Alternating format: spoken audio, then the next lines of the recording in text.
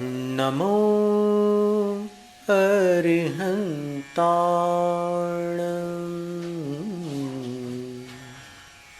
नमो सिद्धाण नमो आयर्याण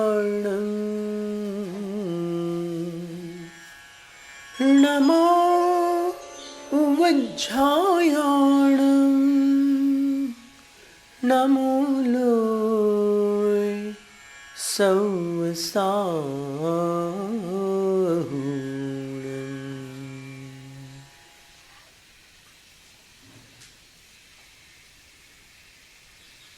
वंदामि वंदामि वंदामि।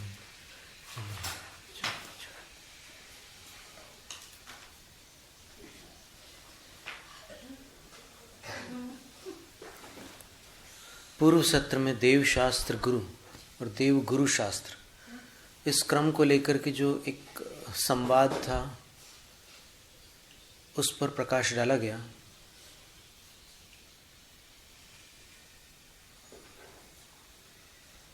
समाचार आया कि उस विषय को कुछ लोगों ने साझा किया है, शेयर किया है, और उसमें एक बिंदु तो यही था जो पूर्व सत्र में अपन ने ग्रहण किया था कि भगवान की वाणी होती है, फिर गणधर देव होते हैं, वो 12 अंगों की रचना करते हैं। इसलिए क्रम में पहले भगवान हुए, फिर गणधर हुए, फिर 12 अंग हुए। इसलिए जिनवाणी का स्थान गणधर के पश्चात आता है। एक बिंदु ये था, और दूसरा बिंदु ये भी था कि जो अपन चत्तारी दंडक बोलते हैं, मंगलोत्तम शरण पाठ पढ़ते हैं, उसमें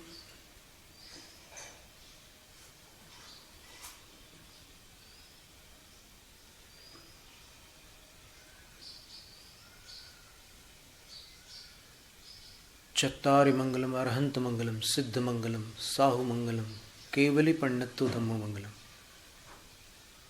चत्तारि लोकोत्तमा अरहंत लोकोत्तमा सिद्ध लोकोत्तमा साहु लोकोत्तमा केवली पंडितो धम्मो लोकोत्तमा। चत्तारि शरणं पवज्जामि अरहंत शरणं पवज्जामि सिद्ध शरणं पवज्जामि साहु शरणं पवज्जामि केवली पंडितो धम्मो शरणं पवज्जामि। ये 127 अक्षरों का मंत्र है। कार्तिकेय अनुप्रेक्षा के पदस्थ ध्यान प्रकरण में इसका उल्लेख आता है। ज्ञानार्णव के पदस्थ ध्यान में भी ये मंत्र आता है। इसमें कुल अक्षरों की गणना 127 है। इसको लेकर के भी एक युक्ति दी जाती है कि देव गुरु शास्त्र का क्रम उचित है। वो युक्ति ये है कि इसमें सबसे पहले अरहंत मंगलम, फिर दूसरे नंबर पर सिद्ध मंगलम, फिर तीसरे नंबर पर साहु मंगलम, और फिर केवली पंडितो धम्मो मंगलम। तो केवली का जो प्रज्ञापन है, जिसको आगम कहते हैं, केवली ने क्या कहा है?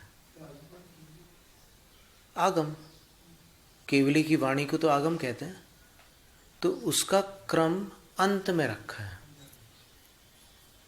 ऐसी युक्ति भी दी जाती है एक पक्ष की ओर से, जो देव गुरु शास्त्र का समर्थक पक्ष है, उस पक्ष की ओर से ये युक्ति दी जाती है, वंदना माता जी, कि अंत में केवली पंडितो धम्मो आता है। उससे पहले साहु मंगलम, उत्तमो लोकोत्तमो और उसके पहले अरहंत और सिद्ध सब हो चुके होते हैं। तो अरहंत सिद्ध साधु, और उसके बाद केवली प्रज्ञप्त धर्म आता है। तो यहाँ पर केवली पंडितो धम्मों को जिनवाणी बताना सत्यनिष्ठा का परिचायक नहीं प्रतीत होता, क्योंकि केवली पंडित तो धम्मों का अर्थ जिनवाणी है ही नहीं।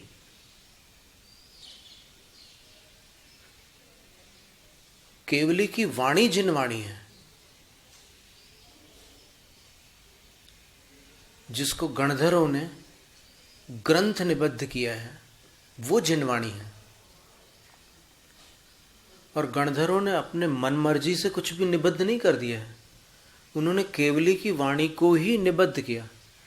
जैसे गुरु का उपदेश हुआ और किसी ने उसको लिख लिया, प्रिंट करवा कर एक पुस्तक छपवा दी, तो फिर गुरु तो गुरु है, उनका स्थान बड़ा स्थान है। फिर उनका उपदेश हुआ, फिर उपदेश को जिन्होंने छपवाया वो उपदेश से बड़ा हो गया क्या? समझ रहे बात को आप? तो भगवान की वाणी थी पहले, उस वाणी को जिन्होंने 12 अंग में निबद्ध किया, तो वो गणधर वाणी से बड़े हो गए क्या?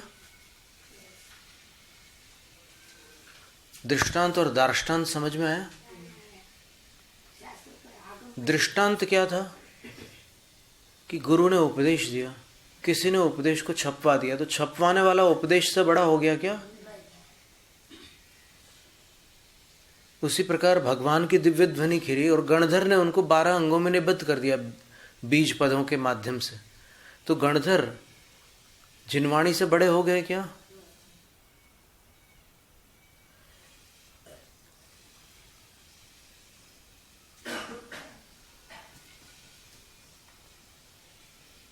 जिनवाणी त्रैकालिक है। काल की अपेक्षा देखें तो सर्वज्ञ परंपरा की अपेक्षा से त्रैकालिक है। और द्वादशांग श्रुत जो होता है गणधरों द्वारा प्रतिपादित, उसमें समय समय पर अंतर पड़ता जाता है। कैसे अंतर पड़ता है? तो महावीर स्वामी के समय जो अंतकृत दशांग है, उसमें इस भरत क्षेत्र संबंधी 10 उपसर्ग विजेता मोक्षगामी अंतकृत केवलियों का वर्णन मिलेगा। विदेह क्षेत्र में थोड़ी मिलेगा। सिमंदर भगवान के जो गणधर होंगे,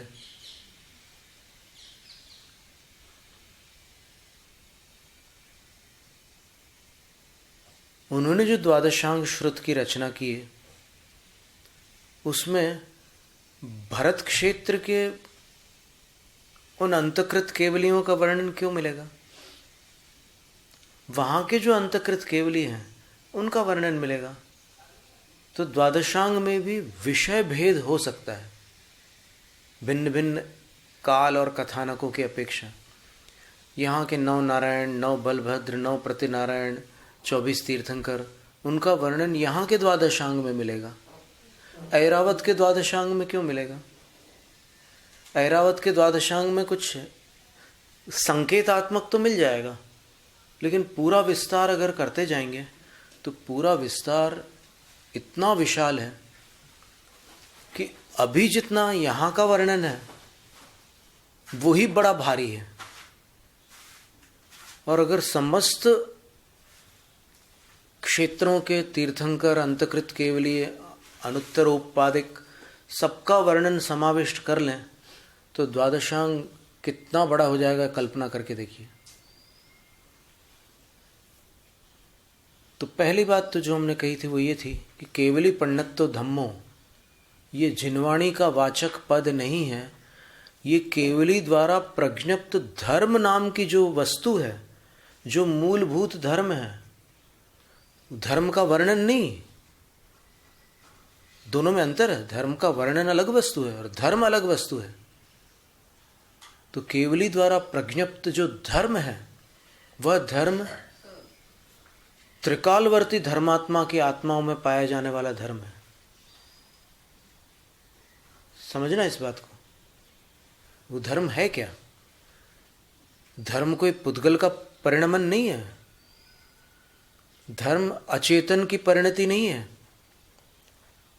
धर्म उन श्रावक और मुनि धर्म के आराधकों का अंतरंग भाव है जो तीनों कालों में हो सकता है। उस धर्म को मंगल कहा है। और अरहंत मंगल में भी त्रैकालिक अरहंतों को मंगल कहा है। सिर्फ इस समय जो अरहंत विद्यमान है उतने मात्र मंगल नहीं है। अतीत में जो हुए वो भी मंगल है, अनागत में जो होंगे वो भी सब मंगल है।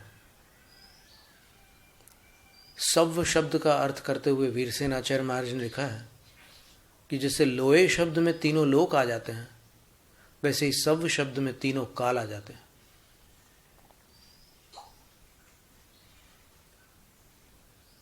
तो त्रैकालिक अरहंत, त्रैकालिक सिद्ध, त्रैकालिक साधु और त्रैकालिक धर्म, ये चार मंगल है, चार उत्तम है और चार शरण है। तो मंगलोत्तम शरण में ये चार गणना की जाती है। अन्यथा अगर अकेले मंगलों को देखें तो मंगलों में बहुत सारे मंगल हैं। कुछ लौकिक मंगल है, कुछ लोकोत्तर मंगल है। लोकोत्तर मंगलों में इन चार के अलावा कई मंत्र भी मंगल रूप है।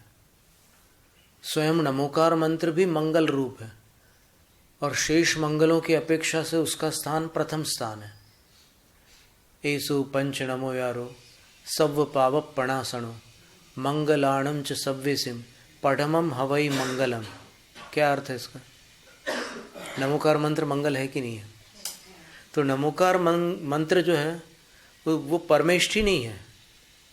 नमोकार मंत्र परमेष्ठियों को किए गए नमस्कार है। 5 नमस्कारों का संग्रह है जिस मंत्र में, उसको पंच नमस्कार मंत्र कहते हैं, नमोकार मंत्र भी कहते हैं। और प्राकृत भाषा में अनेक भेद प्रभेद होने के कारण नमोकार, नमोयार, देखिए महिमा में अपन नमोयारो बोलते हैं और शीर्षक में नमोकार मंत्र बोलते हैं।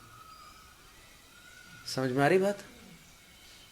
कई लोग पूछते हैं कि नमोयारो सही है या नमुक्कारो सही है।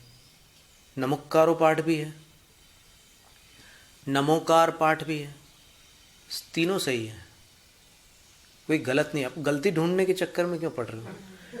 तीनों सही है, बस भाषा में थोड़ा सा लचीलापन होता है। प्राकृत भाषा ऐसी भाषा है कि जिसमें बहुत सारे कुछ बोल रहे माता जी? अच्छा, तो वो भेद प्रभेद होने के कारण ऐसे पाठ भेद हो जाते हैं, कोई आपत्ति नहीं है। वैसे नमोकार मंत्र के भी अपने आप में व्याकरण की अपेक्षा से एक बार एक विद्वान ने निकाले थे पाठ भेद, तो कितने पाठांतर हो सकते हैं? तो 17,000 करीब नमोकार मंत्र के ही अकेले पाठांतर हो जाते हैं। 17,000 से ऊपर है। कहीं आ यरियाणम है, कहीं आ इरियाणम है, कहीं अरिहंताणम है, कहीं अरहंताणम है। ऐसे पाठ भेद अगर देखें, अपन ने तो प्रधान पाठ भेदों को लिया था अभी इस व्याख्यान माला में कि मुख्य रूप से आ यरियाणम और अरिहंताणम, इन दो में अपने को अंतर मिलता है। कहीं अरहंताणम, कहीं अरिहंताणम, कहीं आ यरियाणम, कहीं आ इरियाणम, ये दो मुख्य रूप से पाठ भेद मिलते हैं। लेकिन अगर सूक्ष्मता से देखें, व्याकरण से देखें, तो आज जो प्राकृत भाषाएं उपलब्ध, 9 प्राकृत है, 5 प्राकृत तो सामान्य रूप से अपन देख लेते हैं। एक तो प्राकृत है ही है, मूल प्राकृत, फिर एक महाराष्ट्री प्राकृत है, एक पैशाची प्राकृत है, एक मागधी प्राकृत है और एक अपभ्रंश। इन पांचों एक शौरसेनी प्राकृत है। अपभ्रंश तो अपभ्रंशस्तु यत् शुद्धम तत्त देशेषु भाषितम, स्थानीय भाषा को अपभ्रंश बोलते हैं कि जिन जिन स्थानों पर जो देहाती भाषा बोली जाती है उसको अपभ्रंश बोलते हैं। तो भी अभी एक प्राकृत से संबंधित अपभ्रंश प्रसिद्ध है, जिनमें शास्त्रों की रचना हुई, परमात्म प्रकाश है, योगसार है और अन्य भी अनेक, सिरिवाल चर्यु, सुदंसण चर्यु, ऐसे कई रचनाएं हुई है। वो भी एक अपभ्रंश भाषा है। लेकिन प्राकृत के 5 भेदों में कौन सी भाषा हुई है? एक मूल प्राकृत, एक महाराष्ट्री, एक पैशाची, एक मागधी और एक शौरसेनी। और जैन प्राकृत जो है, दिगंबर आचार्यों ने जो प्राकृत का प्रयोग किया है वो प्रधानतया पंचमेली प्राकृत है। पांचों प्राकृतियों का मिश्रण उन्होंने रखा है। श्वेतांबर आमनाय में मागधी प्राकृत का अधिक चलन है।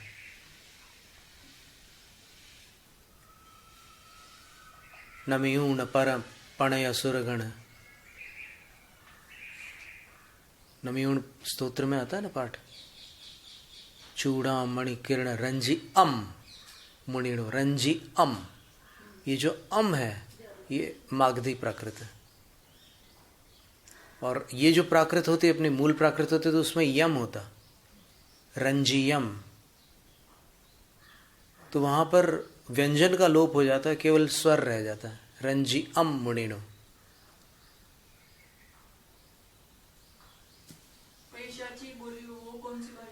वो भी एक प्राकृत का ही भेद है, उसका हमने विशेष शोध नहीं किया। शौरसेनी में कई स्थानों पर द का आदेश हो जाता है। चूड़ा मणि किरण रंजिदम मुनिणो, वहां पर दम हो जाता था। प्राकृत में यम हो जाता था, मागधी में अम हो जाता था। तो ऐसा भेद है प्राकृत में। और फिर दिगंबर आचार्यों ने पंचमेली प्राकृत का प्रयोग किया। सबसे मेल रखो भाई, पांचों को मिला लो, तो कोई उसमें वही नहीं है, सब एक साथ है। हेमचंद्र प्राकृत शब्दानुशासन है, जी हाँ। और त्रिविक्रम प्राकृत व्याकरण भी है।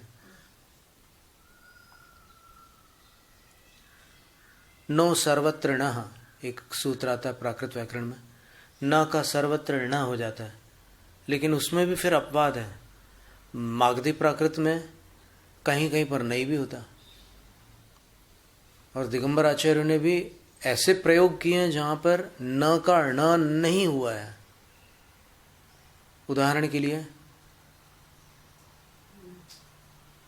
जेहि झाड़ग्गि बाणे ही ऐथदयम जम जर मरण नयरतयम दड्ढयम जेहि पत्तं शिवं सासयं ठाणयं जेहि पत्तं शिवं सासयं ठाणयं तेमहं दिन्तु सिद्धावरं नाणयम।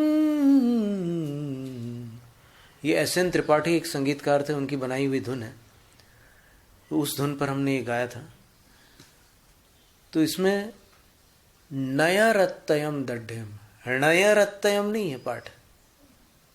कुछ होशियार लोगों ने जरूर सुधार दिया है, मूल पाठ को बदल करके उनने न को न कर दिया। उनको पता नहीं था कि किसी प्राकृत में न को यथावत भी रखा जाता। उनको सिर्फ एक ही रटा हुआ सूत्र पता था, नो सर्वत्र न, पर वो कौन सी प्राकृत में उसने ध्यान नहीं दिया उनने। और उनने वहां पर भी ये समझकर सुधार दिया कि ये गलत छपा हुआ है, सुधार दिया पाठ।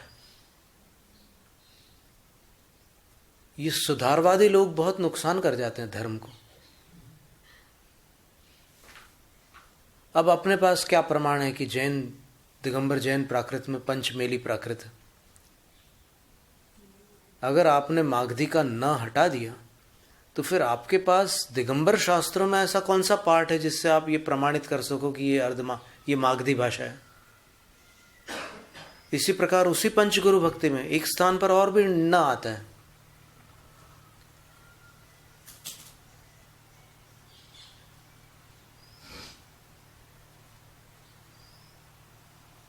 उग तव चरण करणी ही झीणम गया धम्मवर झाण सुकिक झाणम गया निभरं तव सिरी ए समालिंगया निभरं तव सिरी ए समालिंगया साहवो ते महम मोक्ष पह मग गया।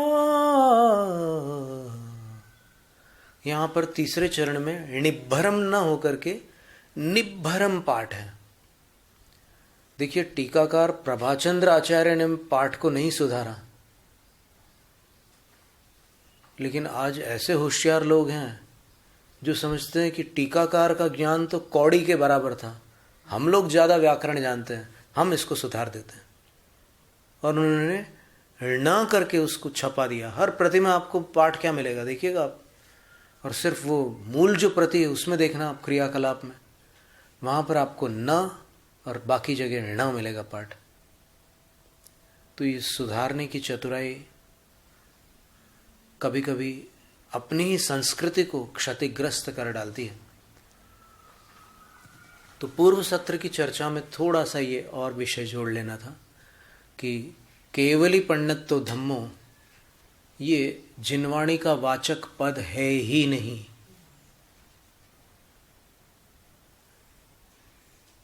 यह केवली द्वारा प्रज्ञप्त धर्म, वो धर्म जो है वो वचनात्मक नहीं है, वो वाच्यभूत धर्म है। कौन सा धर्म है वो? रत्नत्रय धर्म, वो मंगल है। केवली भगवान ने शास्त्र में जो धर्म बताया वो शास्त्र मंगल है, ऐसा यहां पर चत्तारी दंडक में नहीं कह रहे हैं, यहां पर धर्म मंगल है ऐसा कह रहे हैं।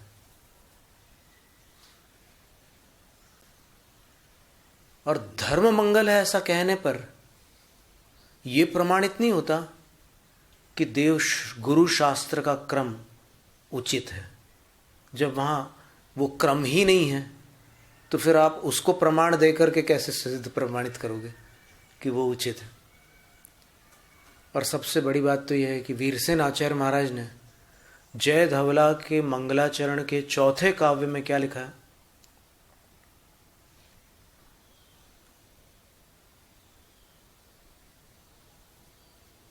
अंगंग बज्झणिम्मी अणाई मज्झंतणिम्मलंगाई सुयदेवय अंबाई नमो सया चक्षुमय्याय। क्या सुंदर शब्द है। अंग और अंग बाह्य से रचित है, अनादि निधन शरीर जिसका। सरस्वती माता को नमस्कार कर रहे हो। अंग और अंग बाह्य से रचित है, अनादि मध्यांत का अर्थ होता अनादि निधन शरीर जिनका, और जो द्रव्यार्थिक और पर्यायार्थिक नए रूपी सुंदर चक्षुओं से सुशोभित है। ऐसी सुय देवय अंबाए, श्रुत देवी माता सरस्वती के लिए अंबाए। क्या कह रहे हैं आचार्य वीरसेन स्वामी? अंबाए सया नमो, सदा नमस्कार करता हूं। मैं वीरसेन आचार्य सदा नमस्कार करता हूं। अगर माता छोटी होती तो माता नमस्कार करती वीरसेन आचार्य महाराज को। वीरसेन आचार्य महाराज माता को नमस्कार नहीं करते।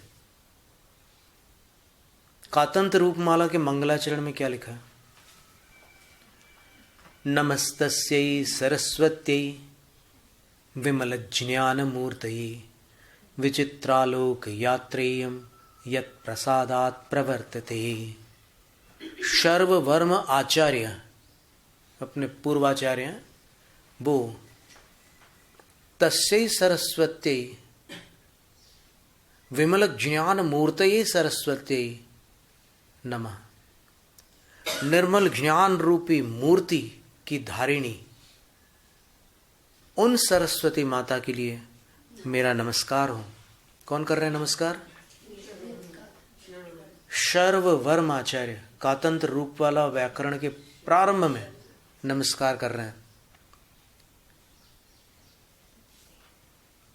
यत प्रसादात, जिनके प्रसाद से, जिनकी कृपा से। देखिए आचार्य सरस्वती की कृपा का बहुमान कर रहे हैं। कृपा बड़ों पर होती है या छोटों पर होती है?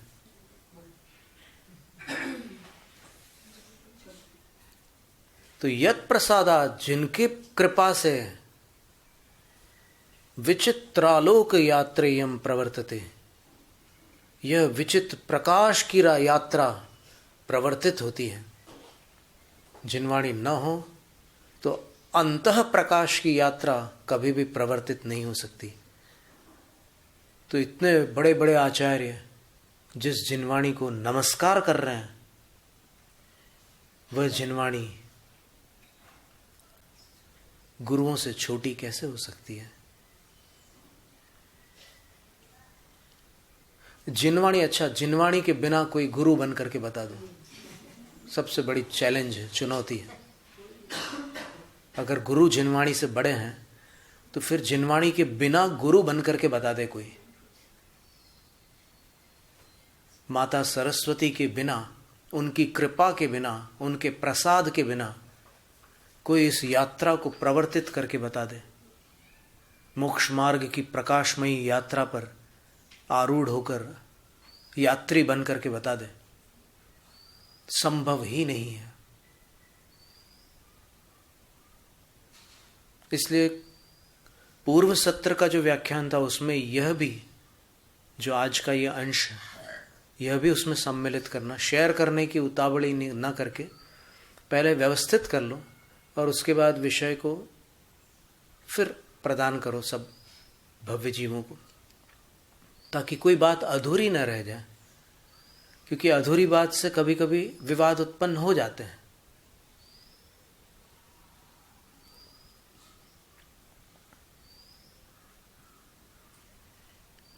कॉमा गलत जगह लगा दो तो फिर लड़ाई हो जाती है। एक पुस्तक थी, how to read and write good English, उसमें ऐसे वाक्य बताए थे कि जिन वाक्यों से बड़े बड़े देशों में युद्ध हो गए। और वाक्य ऐसे थे कि सिर्फ कॉमा गलत जगह लगा था।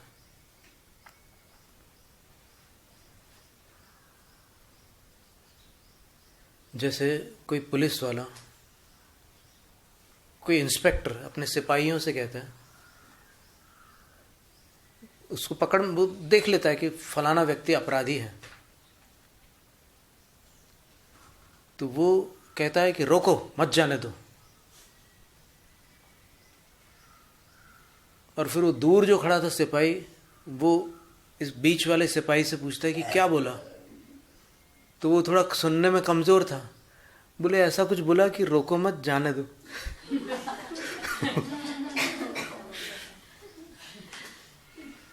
तो वो सिपाही जो उसको पकड़ सकता था वो जाने देता है उसको।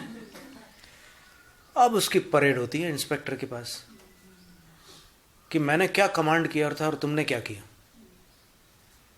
बोले बड़ी मुश्किल से वो अपराधी आज पकड़ा जा रहा था और तुमने उसको छोड़ दिया। रिश्वत लिए क्या? इंस्पेक्टर पूछ रहा उससे, सिपाही से, कितना खिलाया तेरे को उसने? भयंकर रूप से फटकारता, परेड लेता उसकी। बोले कि साहब मैं उठक बैठक लगाता हूँ, मेरी बड़ी गलती हो गई। इन्होंने मुझे जैसा बताया मैंने वैसा किया। क्या बताया तूने? बोले तू भी खा करके आएगी। तो बोले साहब मेरे कान थोड़े से कमज़ोर हो गए हैं, मैं क्या कर सकता हूँ। तब उसको सस्पेंड करते हैं। बोले कि ऐसे कमज़ोर कान वालों की ज़रूरत नहीं है यहाँ पर हमारे डिपार्टमेंट में। रोको मत जाने दो, यह आदेश था। और वो दरवाजे पर खड़ा था। उसने इससे पूछा कि क्या बोला साहब ने? बोले रोको मत, जाने दो। दरवाजा खोल देता, वो बाहर भाग जाता है। तो अर्थ का अनर्थ हो जाता है कि नहीं? ऐसे अनेक वाक्य हैं।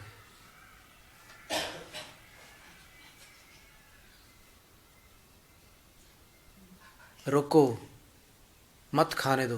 वो पता चल जाता है किसी को कि उसमें जहर है। रोको मत, खाने दो। और वो रोको मत, खाने दो, मौत हो जाएगी उसमें।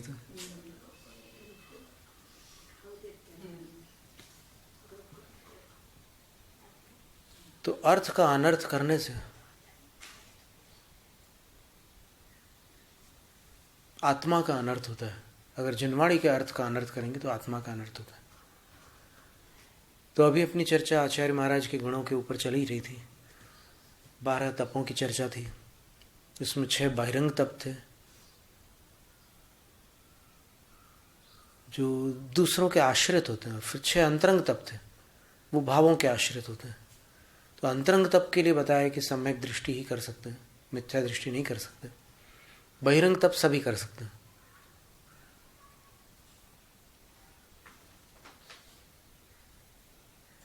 और फिर अंतिम जो है वीर्याचार है, जिसमें परीक्षाओं को और उपसर्गों को जीता जाता है, अनुप्रेक्षाओं का बारंबार चिंतन किया जाता है।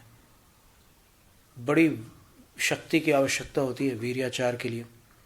अपनी शक्ति को न छिपाकर 4 आचारों का पालन किया जाता है।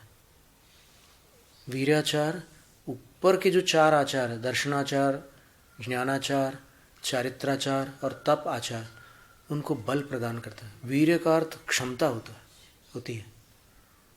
अस्थियों के बल को वीर्य कहते हैं मूलाचार ग्रंथ में। और भोजन से प्राप्त होने वाला जो बल है उसको बल कहते हैं। भोजन किया और आपको बल प्राप्त हुआ, उसको बल कहा जाता है। और जो हड्डियों की मजबूती आपको जन्मजात प्राप्त है, वीर्यांतरा का क्षोभन जो आपको प्राप्त है, उसको वीर्य कहते हैं। सप्त धातुओं में जो वीर्य है वो भिन्न है। यहाँ पर वीर्याचार में शक्ति का वाचक है वीर्य। तो अपनी शक्ति को न छिपाना वीर्याचार है। इन पंचाचारों का आचार्य पालन करते हैं और शिष्यों को कराते हैं। ये आचार्य परमेष्ठी के 36 गुणों में से प्रथम गुण है। अब इसमें और भी कुछ पालन कराते हैं क्या आचार्य अपने शिष्यों को? पंचाचार तो ठीक है कराते ही हैं, और कुछ क्रियाएं या कुछ होता है क्या? तो उसमें भी एक श्लोक है, आचार्याचारेताः समन्वितायाः क्रिया श्रुत प्रोक्ताः संख्यातः संख्याता 11 वा 13 वा। आचार्य के आचरण में वे क्रियाएं भी, आगम कथित वे क्रियाएं भी समन्वित हैं जो संख्या की अपेक्षा से संख्यात है। संख्यात का अर्थ है 11 अथवा 13 क्रियाओं का वर्णन जो आता है ना शास्त्रों में, उनका भी वो पालन करते हैं और कराते हैं। अब 11 क्रियाएं कौन सी हैं? तो नियमसार ग्रंथ की गाथा 144 की टीका में 11 क्रियाएं बताई है। पौर्वाणिक स्वाध्याय, आपराणिक स्वाध्याय, प्रादोषिक स्वाध्याय, अपर रात्रिक स्वाध्याय, 4 स्वाध्याय क्रिया हो गई।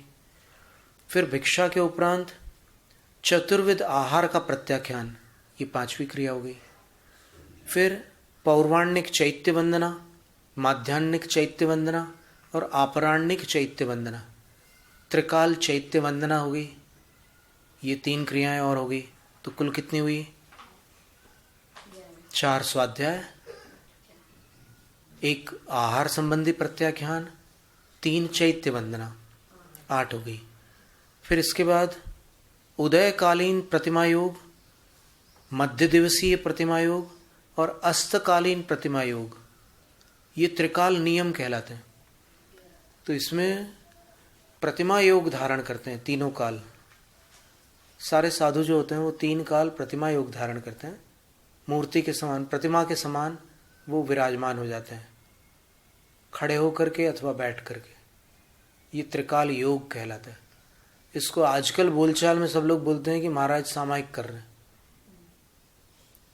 वास्तव में इसका नाम है त्रिकाल नियम, और इसी को प्रतिमा योग कहा गया है। ऐसे बैठ जाते हैं मूर्ति के समान, प्रतिमा के समान योग धारण कर लेते हैं। ये 11 क्रियाएं हो गई। फिर उपरयुक्त 11 क्रियाओं में समागत त्रिकाल नियम की पुष्टि प्रथमा योग अर्थात उत्तर पुराण ग्रंथ पर्व 73 श्लोक 14-15 से भी होती है।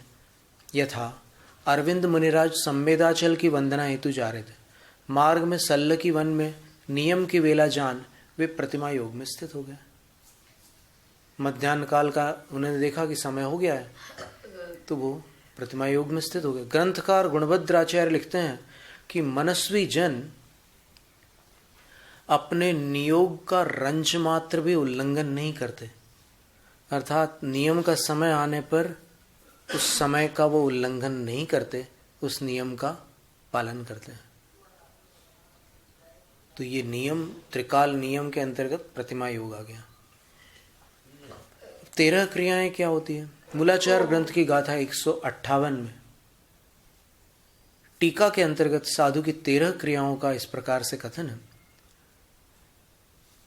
सामायिक आवश्यक, चतुर्विंशति स्तव आवश्यक, वंदना आवश्यक, प्रतिक्रमण आवश्यक, प्रत्याख्यान आवश्यक और कायोत्सर्ग आवश्यक। 6 क्रियाएं हो गई षट आवश्यक को लेकर। फिर पंच परमेष्ठियों की स्तुति, अरहत स्तुति, सिद्ध स्तुति, आचार्य स्तुति, उपाध्याय स्तुति और सर्व साधु स्तुति। ये 6 आवश्यकों में ये पंच परमेष्ठियों की स्तुति को और जोड़ लिया। कितने हुए? 11 हो गए। फिर आसिका और निषेधिका, आसई और निषेही, ये 13 क्रियाएं होती हैं।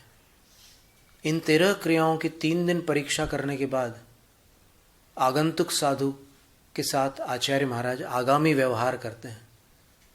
3 दिन इन क्रियाओं की परीक्षा होती है, फिर आगे व्यवहार होता है।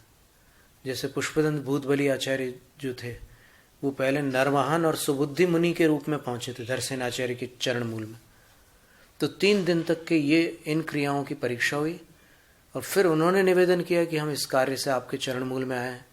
और फिर आचार्य महाराज ने कहा कि ठीक है, बहुत अच्छा किया, यहाँ आ गए, लेकिन अभी एक कार्य आपको पहले करना होगा। ये एक मंत्र ले लो, विद्या ले लो और 2 उपवास करके इसको सिद्ध करके मुझे बताओ।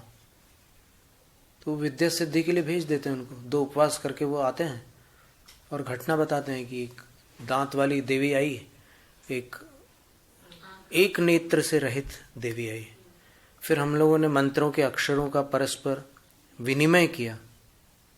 उधर का अक्षर इधर ले लिया जिसमें अधिक अक्षर था, और इधर जिसमें न्यूनाक्षर था उसमें उस अक्षर को यथास्थान विन्यस्त किया। ऐसा नहीं कि उसमें कहीं भी लगा दिया वो अक्षर, नहीं, जहां आवश्यक है वहीं पर लगाया उन्होंने। तो फिर वो दांत अंदर चला गया और आंख सही आ गई। तो आचार्य बोलते हैं कि तुम परीक्षा में उत्तीर्ण हुए, अब योग्य तिथि वार नक्षत्र आदि देखकर हम तुम्हारा विद्याध्ययन प्रारंभ करेंगे। और फिर विद्याध्ययन प्रारंभ किया और आषाढ़ शुक्ला एकादशी को पूर्ण किया। ये श्रोतावतार कथा का वर्णन था। तो ये 13 क्रियाएं होती है जिनसे साधु की परीक्षा की जाती है। इन 13 क्रियाओं में यदि साधु खरे हैं तो फिर उन साधु को साधु माना जाता है।